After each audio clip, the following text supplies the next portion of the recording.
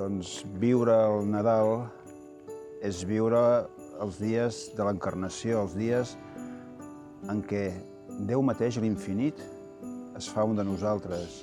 Veure la tendresa de Déu que per nosaltres ens acompanya, es fa vida i ho fa de la manera que ens sorprèn, des de la senzillesa.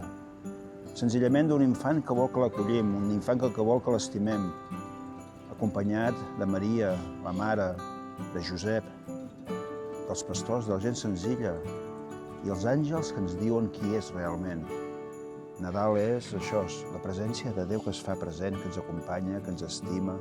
I per això dius, la meva vida està en mans de Déu. Ell es fa, ens acompanya en el camí de la vida.